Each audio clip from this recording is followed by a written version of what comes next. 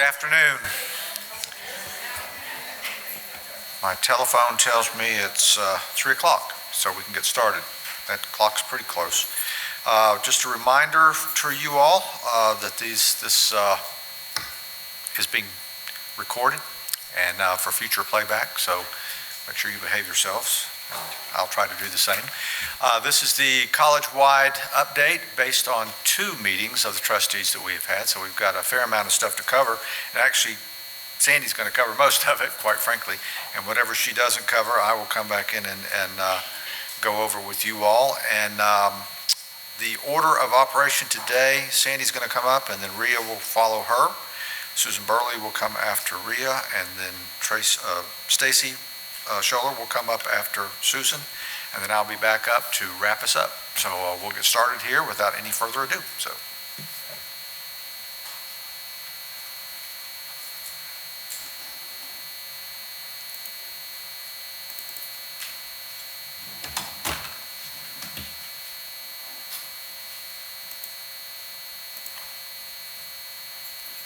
Always have to make sure that the timing is not on because the PowerPoint is usually faster than me.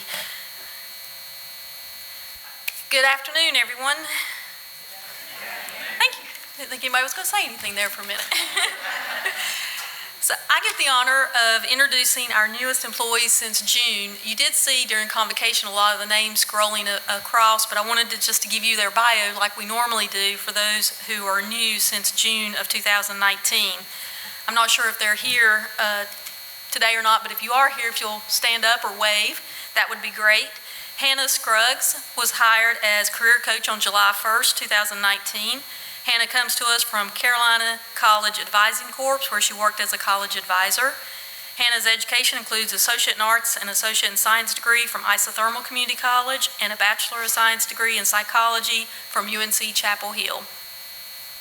LaDonya Edwards was hired as the Simulation Lab Coordinator for our nursing program on August the 12th, 2019. LaDonya has previously worked for the college as an adjunct in nursing as well as worked for Carolina's healthcare system, Atrium Blue Ridge.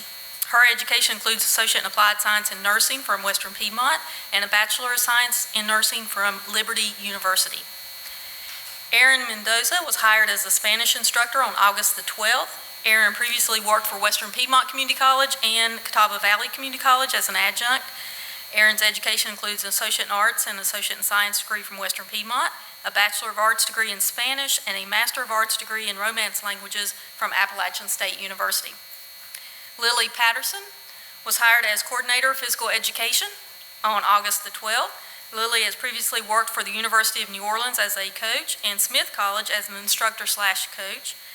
Lily's education includes a Bachelor of Science degree in Studio Art from the University of North Carolina in Wilmington and a Master of Science degree in Exercise Science and Sport Studies from Smith College. And then Brandon Stafford was hired as English instructor on August the 12th. Brandon comes to us from Vance Granville Community College where he taught English. His education includes an Associate in Arts from Virginia Western Community College and a Bachelor of Arts degree in English and a Master of Science degree in English from Radford University. So join me in congratulating all these and welcoming them to the college.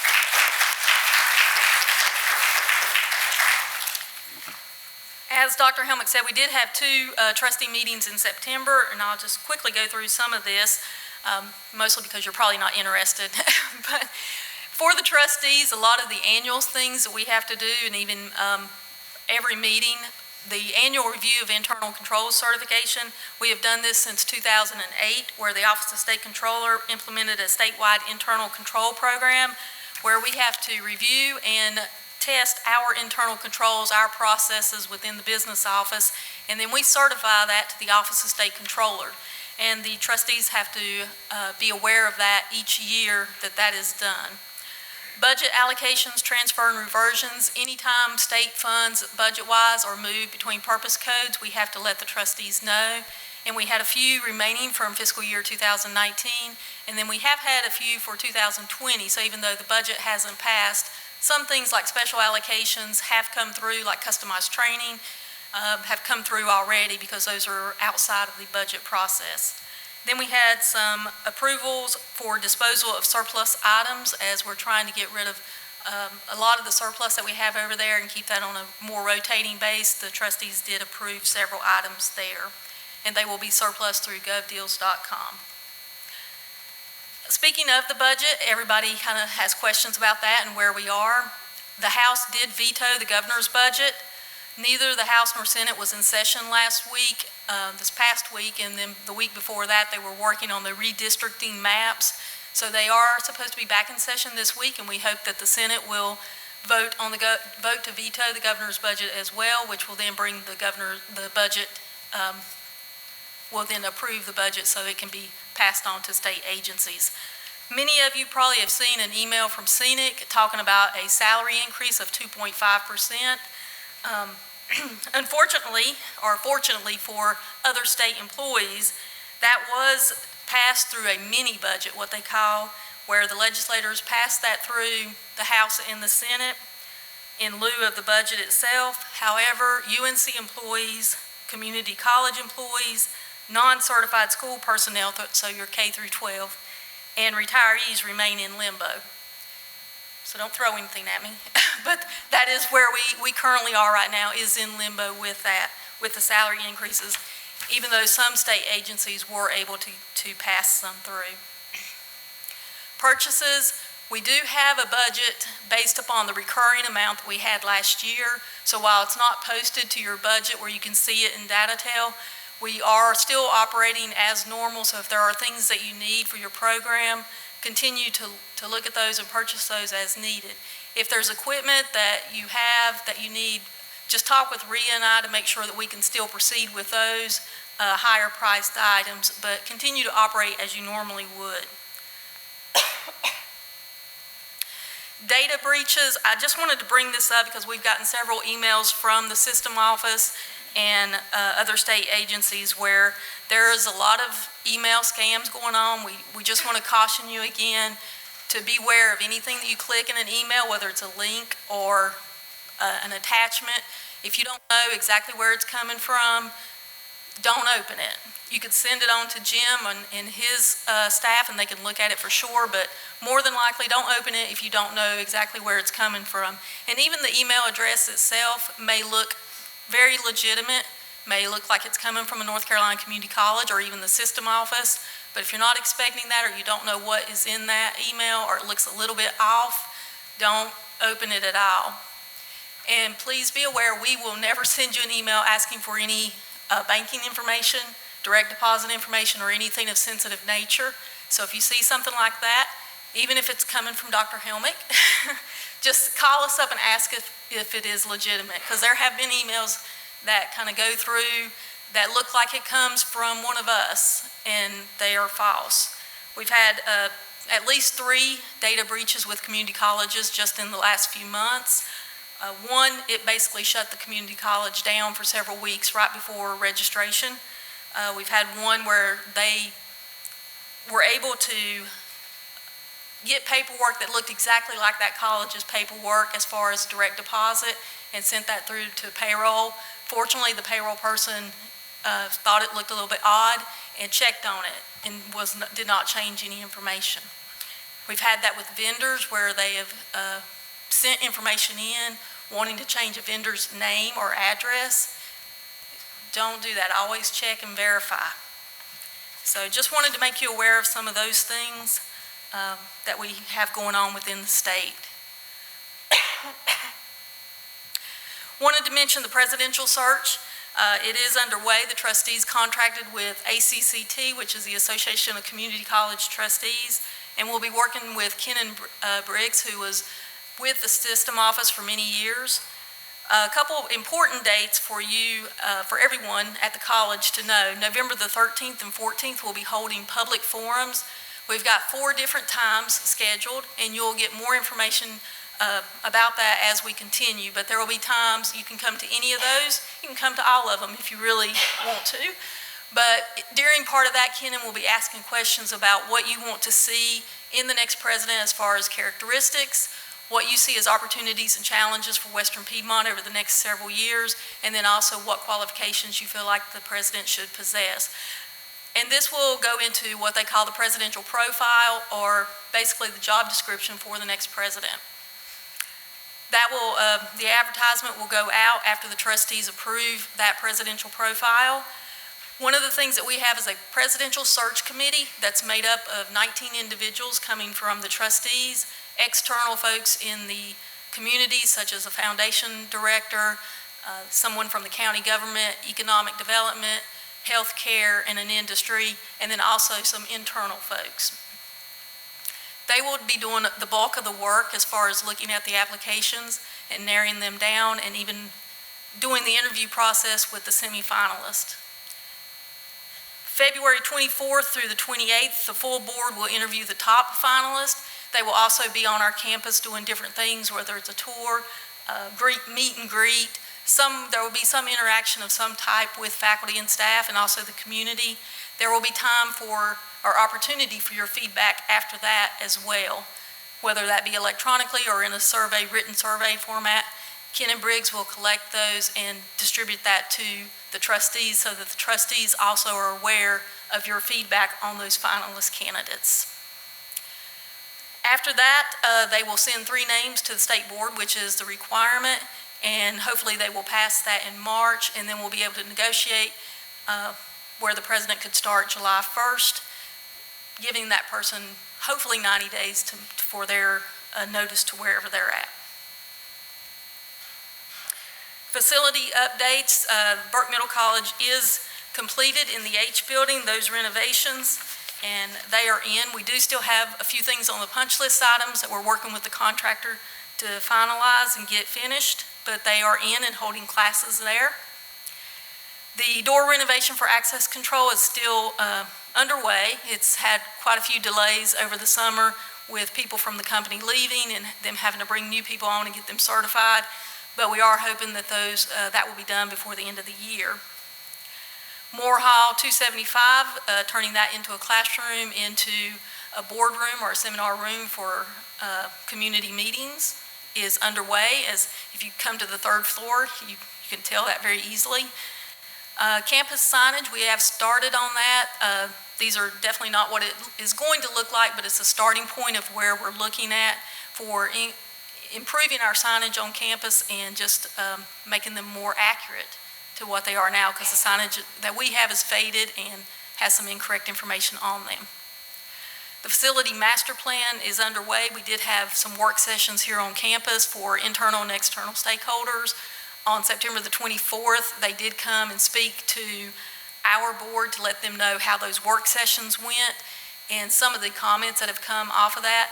This afternoon, when I get back, I will send another reminder email about the survey for the facility master plan. If you have not completed it yet, please do. If you want to forward it to anybody that you know that knows our campus, please do that as well.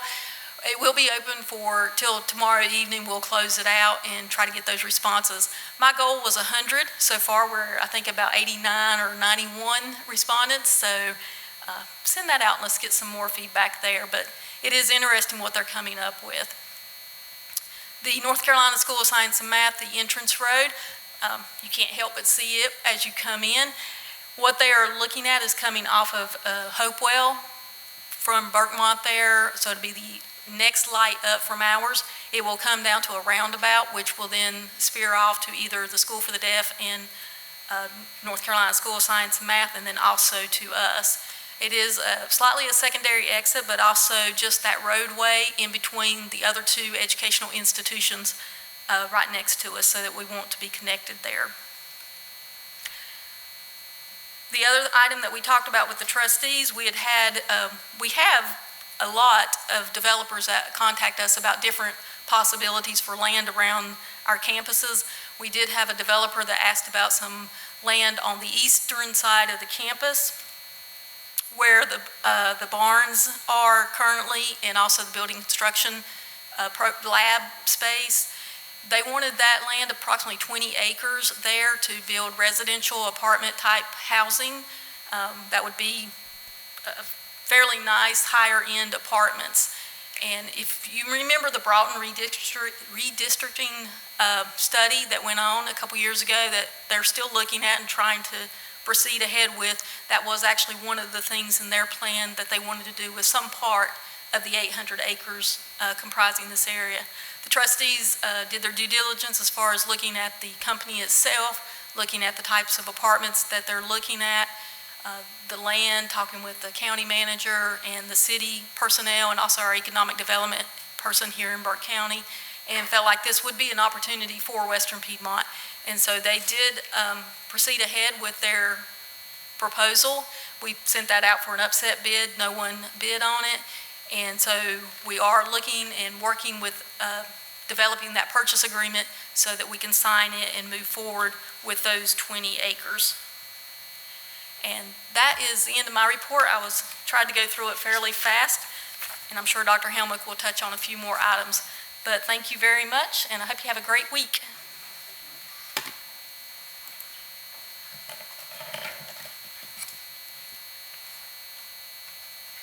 Hello, everyone. At my part of the board meeting, I gave them an update. The first thing we did was we introduced our new SGA president, Lacey Garrison, and she then proceeded to tell about some of the happenings that are going on campus, and we look forward to working with Lacey on the board this year. I informed the board of our enrollment numbers for fall. We have a head count of 2,036, up 9% over last fall. Estimated FTE, 855.19, up 9.4% over last fall. Our CCP numbers have really gone up. We have 498 students this semester. This is up 40% over last fall and 62% over fall of 2017. Thanks Suzanne Crawford and our career coaches for all the work they've been doing, and all you faculty that have been going around, student services staff that's been going to the high schools and doing all the different things you've been doing. This is paying off for us. Currently, our CCP enrollment is 24% of our enrollment and 16% of our FTE. So we could still use a few more, but we're glad that our enrollment numbers are going up. 42% of our students are full-time. That means 58% are part-time, which we have known that more of our students are part-time than full-time. And again, the definition of full-time, part-time is just how many are taking 12 hours, whether it's 12 hours or more or less than 12 hours. 37% are male, 63% female. Average age is 23. It's gone down, but it's because our high school enrollment has gone up. That is why our average age is going down.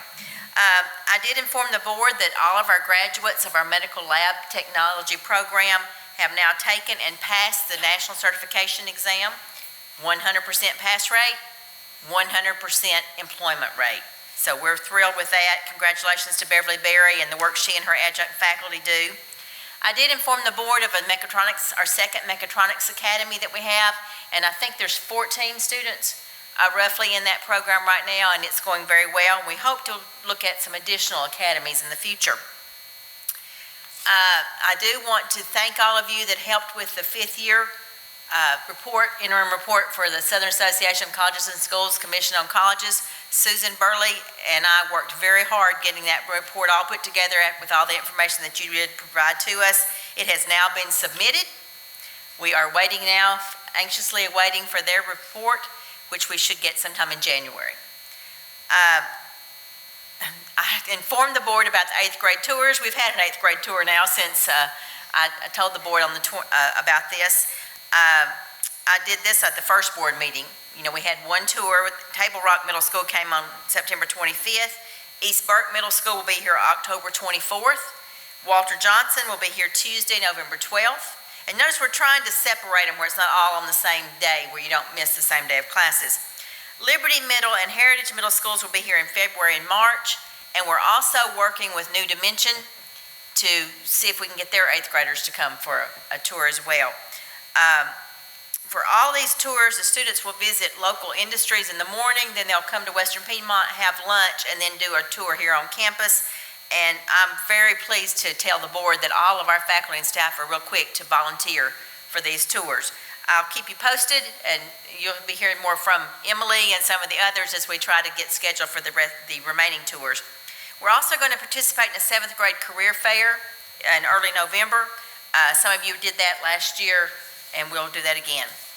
I did inform the board about the speakers forum and you've seen signs. I've seen Anne Marie going around putting signs up in different places and things like that. Speakers Forum is next week. Next week, Incarceration in America. On Monday, October 7th at 7 p.m., James E. Williams will present a presentation on the impact of imprisonment on constitutional rights, how racial perceptions of crime contribute to the severity and selectivity of punishment, and how our levels of incarceration in the United States compare to other countries.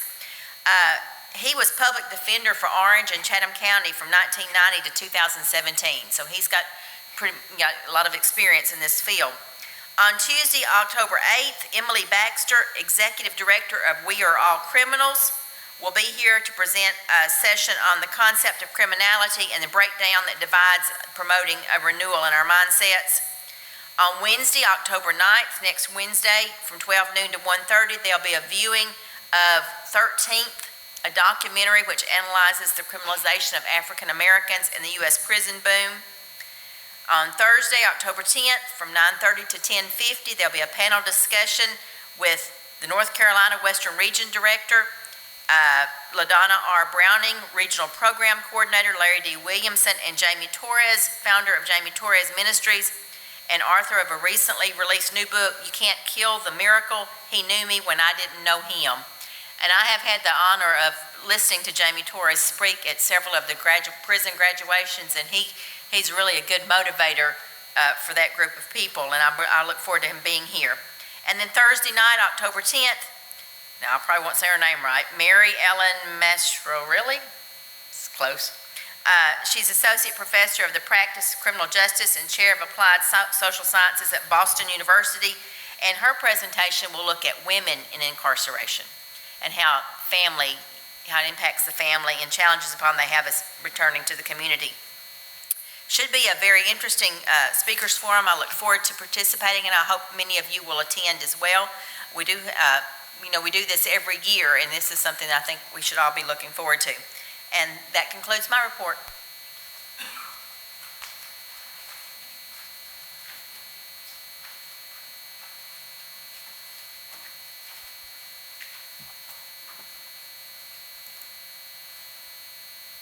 Well, good afternoon, everyone. I'm here to give an update on our 2019 Performance Measures Report. As you may remember from past years, this is the annual report put together by the North Carolina Community College System, and it looks at all 58 community colleges, and it's the major accountability document that they put together. So this information is public information, and it's information that we can use to look at how our students are performing in comparison with students at other community colleges. But this is also information that we report to SAC-COC regarding our student achievement. So it's data that's widely available, and we're hoping that we'll all take it seriously, and also that students have the opportunity to view it. So I'm going to go through each of the measures to give you just a quick overview, but this data is available on the North Carolina Community College System website, and you can dig much deeper into the data on that website if you'd like to try and disaggregate some of the information. So there are 7 total measures, and these are the same measures that have been used for a number of years. However, this year, the definitions and the way that the measures were calculated, it's a little bit different from previous years, so if you're trying to make a historical comparison, just be aware that the data is not exactly comparable. So for each measure, we get a ranking of essentially green, yellow, or red, and we would hope to be in green for each of the measures because that means that the college has met or exceeded the excellence level established by the system. If we're in the yellow, that means that we're a little bit below the excellence level, but we're above the average of all 58 community colleges. And then if we're in the red, that means that we're below the college average, but above the baseline. So for 3 of the measures we're in the red, 3 of the measures were in the green, and 1 were in yellow. So the first measure is basic skills progress. And this particular measure reflects 2017-18 students who were in basic skills, and it looks at the percent that had a measurable skills gain in a period of participation. So our actual performance is 35.7%. And if you look on this continuum here, this blue dot represents where we fell in relation to all the other colleges. So we are at 35.7%, so we're in the red. However, it's important that we're aware of the factors that are included in this particular data measure. So this includes a large number of students that are in adult compensatory education programs. Historically, we have served a larger population of students in these programs than other community colleges. So therefore, our total percentage is a little bit lower than you would see at other community colleges who are not serving this large population of adult compensatory education students. And my understanding from Lee is that when we see next year's data, which is actually from 18-19, we're going to see a jump in our performance because we're no longer able to serve the students in adult compensatory education. The next two measures are related. This is success in credit English and success in credit math. And both of these measures are looking at the 2015 fall cohort of students. And so for credit English, this looks at the percent of 15 fall students who completed a curriculum credit-bearing English course with a grade of C or higher by 2018 fall. And then credit math success similarly looks at 2015 fall students who completed a credit math course by 2018 fall. And so you can see if you look at the continuum here and here, we're near the top in terms of performance across all 58 community colleges. The next measure is first year progression, and this is looking at the 2017 fall cohort of students, and they were either credential seeking students in 2017 fall, and the percentage of them that either graduated or returned in 2018 fall, so 67.5% of our students met that criteria. And then in curriculum completion, this is looking at the 2014 fall cohort of students, and the number who by 2018 fall had either graduated, transfer, or were still enrolled at that point. So we're in the red for both of these categories, and this is something that Planning Council has been discussing. And there are a couple of initiatives going on across campus to try and address these two performance measures. One would be the attention that is being placed on advising, and the other is the Aviso student retention software.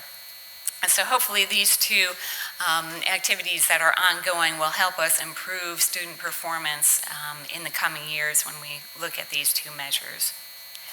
The next measure is the licensure pass index rate, and this is looking at a weighted index score of 2017-18 students who had to take a state mandated exam in order to become active practitioners.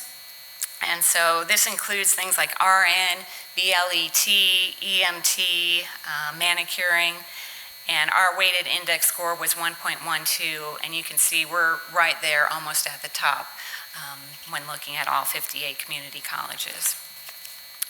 And then the final measure is transfer performance, and our score was 85.4% here. This is looking at 2016-17 students. And this definition gets a little lengthy, so bear with me here.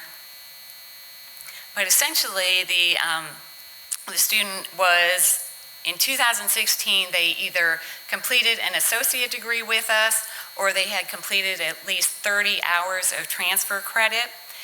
And then in 17-18, they enrolled in a four-year college or university. And then the actual measure looks at the percent that by fall of 18 had either graduated or were still enrolled. So we're at 85.4% there. So overall, we did well. We're continually hoping that all of our students would be in the green, and we're making efforts to try and assist students and improve student performance.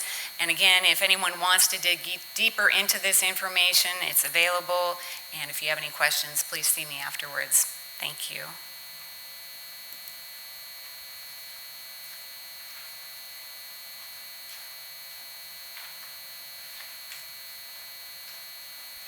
Good afternoon. Wanted to give you all an update, a brief update on the foundation and what we're doing. It's fall of the year. Fall is always a super busy time for the foundation. And we started that busy season on August the 27th with our annual meeting, and we have a dinner. And at that meeting, we recognized the new president for the upcoming year. And this year, we have Kim Kling as our president. Many of you probably saw her at the employee luncheon to kick off our annual campaign a couple of weeks ago.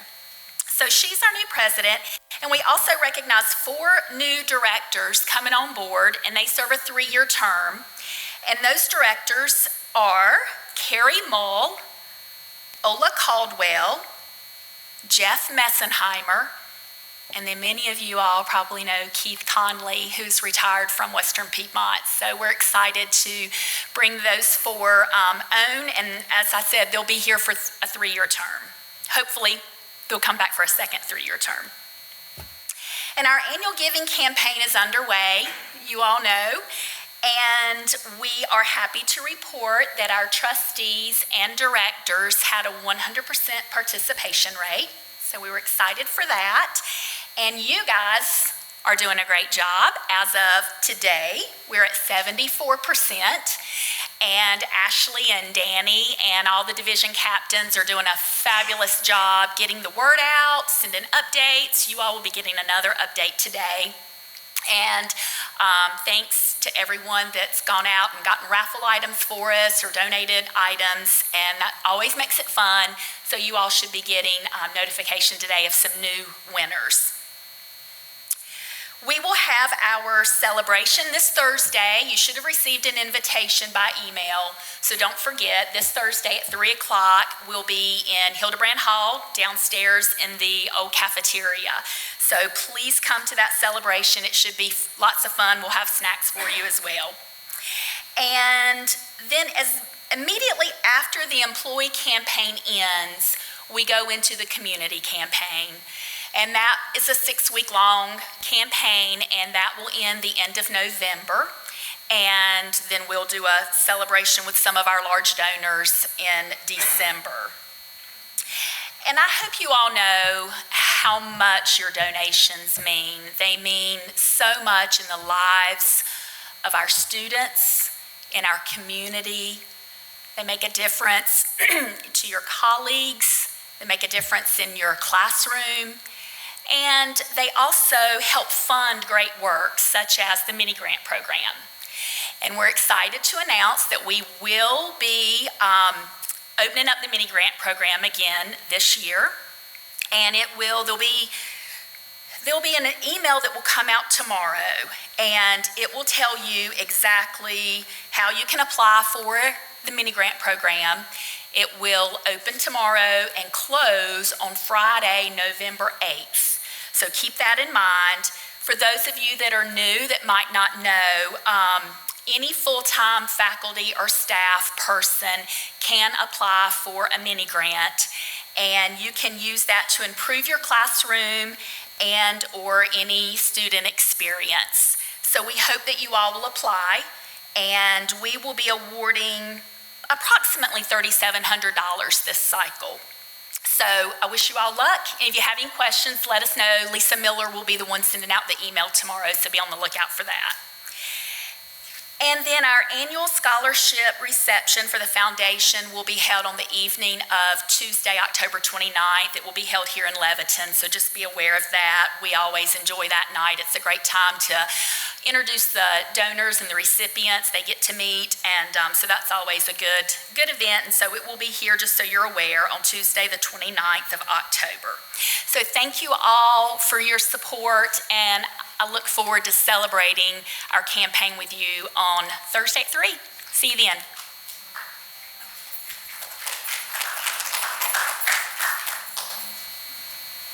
I think you all aren't sure whether to applaud or not to applaud. Feel free to applaud. So, a couple of recaps on some of the things that are going on, and add a little bit of information to what's already been put out there.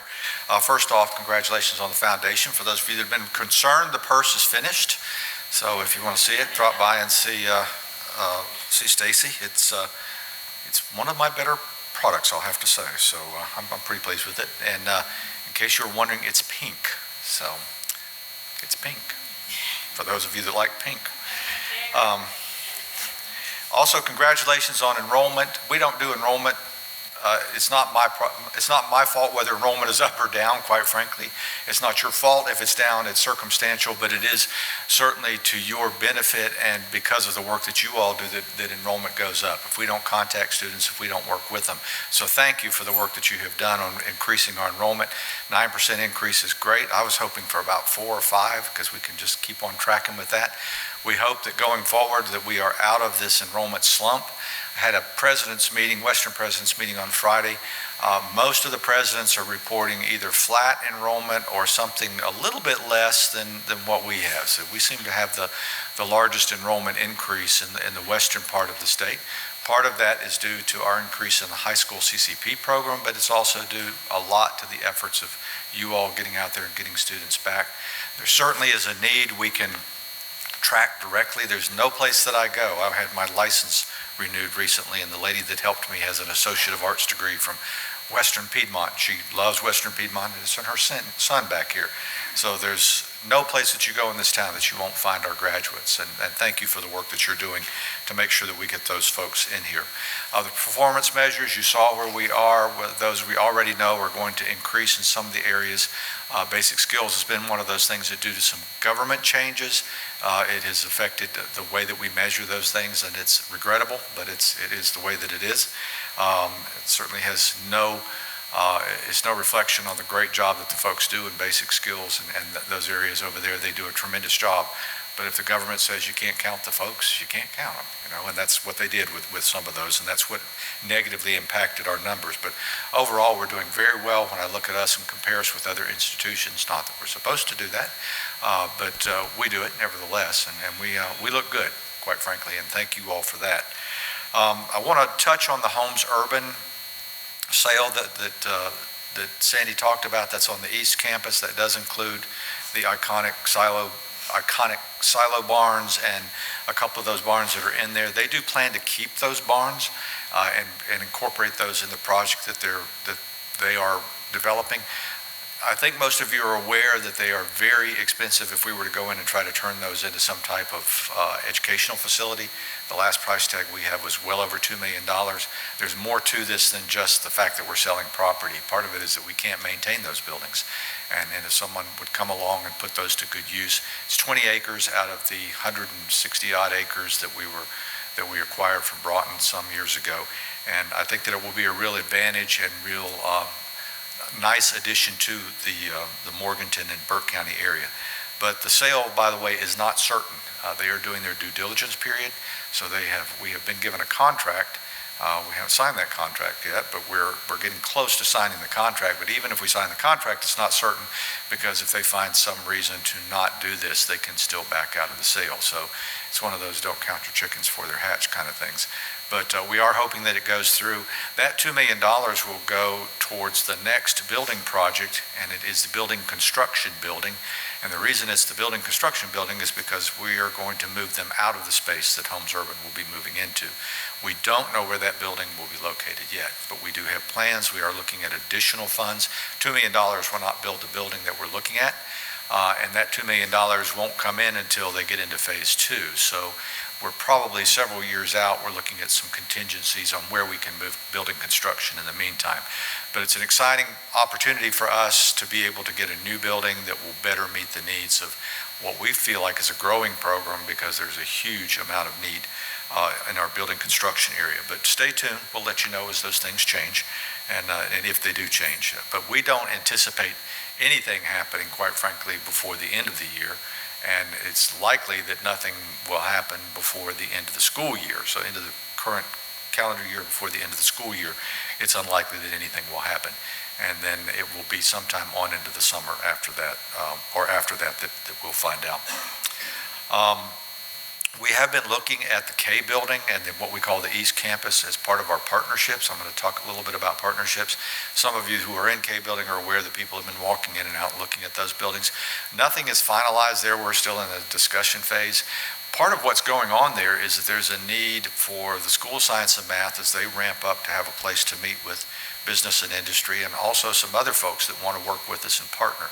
So we're looking at that space, and when I say the space, the building is not the only part that we're talking about. We're talking about that approximately 30 acres that's over there. Could there be a better use for than what we're currently using it for? And by that I mean, can we add to it, not take away? There are no plans to remove any programs at this point. All we're doing is looking at things that we might bring to that space to partner with us. And that sort of lets me segue to the next piece, which is the alignment project that we've had going on along Interstate 40, which includes Alexander, Burke, and Catawba counties, and into 2 community colleges that are located in that. Some of you have participated in that. Some of you have participated in the surveys that they have done. What that is strategic collaboration between Catawba Valley Community College, Western Piedmont Community College, and the school systems, as well as anybody else that wants to partner with us in that. And strategic collaboration is the word that we're using now, because what that is an increase in the market for us. In other words, we have about 90,000 people roughly in Burke County. If we can increase the population of which we draw, and that population could include Alexander and Catawba counties, then we can have programs that have a little more robust enrollment. We suffer sometimes trying to draw just from Burke County for our enrollment, and occasionally we get people in from other areas. But this is all designed to give us more individuals that we can go to and market our programs without having all the barriers that we seem to artificially set up at times. This is a working together project with CVCC. We are hiring people together, so some of you are aware that Lisa Miller has started working both for us and for CVCC. We have 2 more positions, one that is in the workforce development area and one that is the marketing area, that we're looking at adding to our number of employees here. Those people will be jointly employed by us and CVCC, and in order to maximize the benefit of those folks. We each have something to share. CVCC has things to share with us and vice versa. So we're hoping that by bringing some of these co-employees on, Lisa's primary job is working on grants that we can work together between the 2 institutions. For those of you that have been involved in any kind of grant writing recently, the one thing that always stands out, and this is a change from 7 or 8 years ago, it begins with collaboration. If you don't have someone collaborating with you on the grant, don't even apply. So what we're doing is, again, that strategic collaboration is determining what we can do together to maximize those benefits and maximize what we can do for the community. So it's good for the region. If we think regionally instead of just in one area, then we're all going to benefit from that. Did mention sharing positions. A few announcements. Tomorrow night in this auditorium will be the Chamber of Commerce Candidates Forum. Starts, I think, at 6 p.m. It's on my calendar at 5 p.m., but I think it actually starts at 6 p.m.